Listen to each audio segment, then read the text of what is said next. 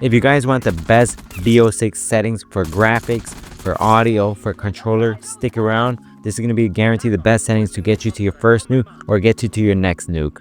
And this is how a lot of the settings look like. Like, movement just feels smooth. I can quickly move left and right. It might not seem so quick, but it's quick. You can just snap on your enemies. Look at that. This has a CHF barrel, so it's for headshots, so there's a little bit more recoil. But you can see, even with this barrel, I'm still beaming. Movement is really good. You can swap. You can YY with this.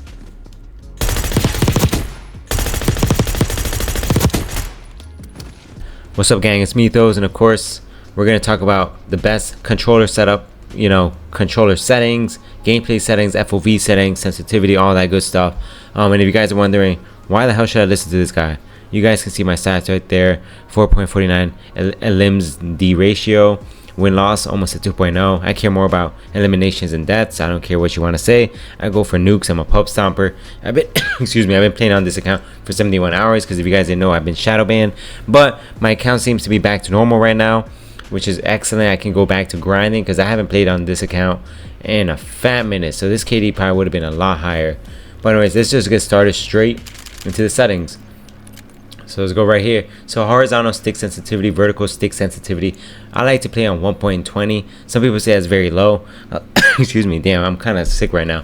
But a lot of the pro players like to use lower sensitivity. You can be more specific, more accurate, quicker, and do those micro adjustments. However, I know some people play on 1.6. You do not want to play anywhere like at 3.0. Higher sensitivity does not mean it's better. It's going to be harder to make those micro adjustments. You're going to overshoot or undershoot if you go anything under this. But for me, this has worked pretty well. Of course, make sure you guys turn off the vibrator. If you guys are playing with this, turn this shit off, bro. You're wasting your time. You're going to be missing shots when that thing is vibrating on your lap. You already know.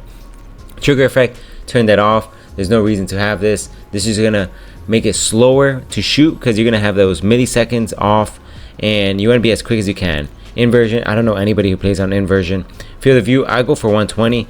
I know a lot of people play from anywhere from 90 to 105. Typically, I think a lot of CDL players stay around that range because, as you guys can see in that top right kind of icon, if you're playing around 80 to 100, you're going to be able to better see your enemy because it's going to be a lot smaller. I like to go for 128 because I feel like it looks better. It gives that pseudo movement that you're moving a lot faster than you are. But personally, I like to know everything and see everything around my surroundings so I can make some quick adjustments if I got to go back to cover or make my next move. Master, this honestly depends if you run a headset or anything. 100 I can adjust in my settings. From my headset, I use the Arctic 7X 7P, whatever it is. It's the white one. Very great headset, I do recommend. Let's go right here to be more specific. Default, we went over this. Pings are off. I think if you play Warzone, this is going to be very important. You can change the settings for this though. Dead zones, so I like to use 80 on my left. You want to have this anywhere from like 60 to around 80, just because if you have it at 100, you're going to end up getting stick drift a lot sooner on your left one. You want to protect it and you want to be able to quickly move as fast as you can, so 80 is perfect. I like to use 1 just in case of stick drift. Don't use dead zone 10 on the right side. I have this because I have stick drift and I play on a PS5 Pro Edge, whatever controller it is, similar to like the Scuff, but it's a PlayStation edition, and they have replaceable joystick adapters. Mine has stick drift, but I think a whole bunch of people just bought them in bulk and are reselling them for like twice the price, assholes, but it is what it is. You want to have 99. L2 button dead zone, R2 button dead zone, both at 13. Aiming, I kept this all standard. All of this is pretty much the same. This is the main important thing right here. I play on dynamic. Dynamic, ever since I went from standard, I even tried linear. Dynamic has been the best for me. I feel like I've been snapping ever since I started playing on dynamic, which is huge. Target aim assist, make sure it's on. ADS aim assist is on. Even though for most players it's not going to make a difference, this is more for campaign and zombies. And then this is all standard. I have not changed anything here. I don't even know what half of this stuff means, to be honest with you.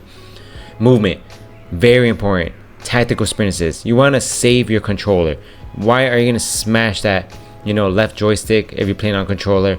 down if it's going to do it automatically for you. You're going to be quicker and move a lot quicker if you don't have to press it. So I have this on. This is all the settings I have for that. And make sure you guys are using hybrid. You know, it's better to have the option to slide and or dive versus one or the other. I know some people are using just slide only, some people are doing tap to slide. Bro, just have both, because some situations the diving is very useful. I've gotten out alive in a lot of gunfights just from being able to dive instead of sliding. So it's a very useful tool, and you can still use it and you won't accidentally press on it, which is huge. And then automatic airborne mantle on, sprint restore on. All this is pretty much standard. This is pretty much standard. There's no vehicles in multiplayer, so I'm not sure how that would affect in Warzone. Combat, this is pretty much all standard as well from here. I have not changed anything here, and it's not going to make much difference. And then overlay settings, all of this is pretty much on as well. This is pretty much all standard as well. And then let's go to graphics. So of course I play on PS5, so I have the 120 frames per second there. Brightness, I have it at 65.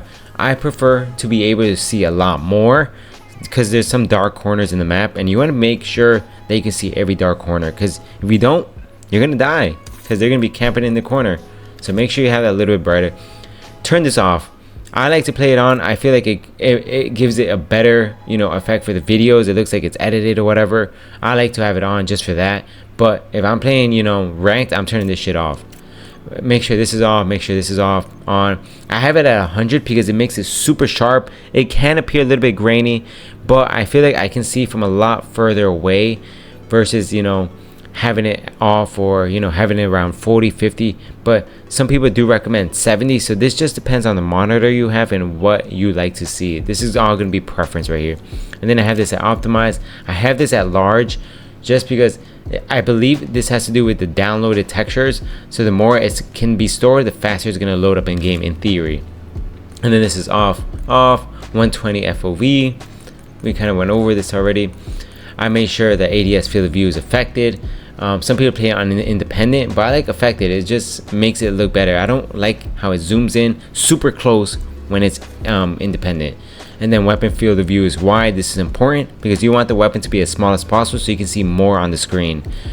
And then everything here is standard. I believe it's standard at 100. You want to put 50 because if they start stunning you or throwing anything that's going to make your camera move, this is going to remove it a lot less. So it's going to be less screen shake, which is huge.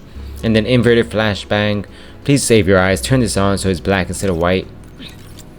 And then master game volume, like I said, this is all up to your personal preference. I had the gameplay music volume down just because I don't want to hear the freaking juggernaut music or whatever it is playing in the background, or the, you know, the home screen music. That thing can be distracting, especially when the audio is kind of chalked in this game. So then boom, enhance headphone mode. Honestly, I did not pay for any of this right here. I did not pay for that. I do have it at Sucker Punch. I remember I saw Raidaway talk about it. Shout out to Raidaway. He started using this, and ever since I started using this, you can hear footsteps a lot louder. So I strongly recommend. And then the best configure frequency intensity that I use is this: 250 hertz, 50, 500 hertz, 50, 10, 1. Let me skip this because I don't want to make, you know, blow your eardrums out. And it's gonna be the same for the other side. And then you want to reduce the tinnitus sound, which is pretty much the ringing of your ears. So you want to turn this off so you can hear everything. Voice chat, I don't even talk in the voice chat. I'm just scared of getting comm banned, so I don't even talk. So you can put whatever you want here, but of course you gotta have the body shield chat on. Come on now, you know, with those Diddy moments. All right, interface off. I have all this off. The less in your screen, the better, honestly, because that thing gets annoying. Server latency on. I want to know the ping I get. Of course, you want to know packet loss, clock. That's up to you. Readability, I have this at default. This is more, I believe, campaign settings, I guess. Color customizations, I have this standard, but you can put whatever colors is your favorite. So, you know, just pick whatever you want. I think filter 2 gives you the best, you know, RGB kind of coloring and lighting. I do recommend that.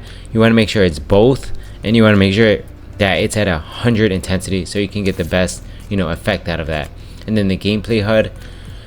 The HUD presets I use is standard. Minimap, you want to make sure you use a square. You can see the circle on the left picture there, you see a lot less compared to a square. Come on, the more information you get in that minimap, because to have over a 2KD, you're gonna know how to read that minimap really well, especially when you get an advanced UAV. So the bigger the minimap, the better.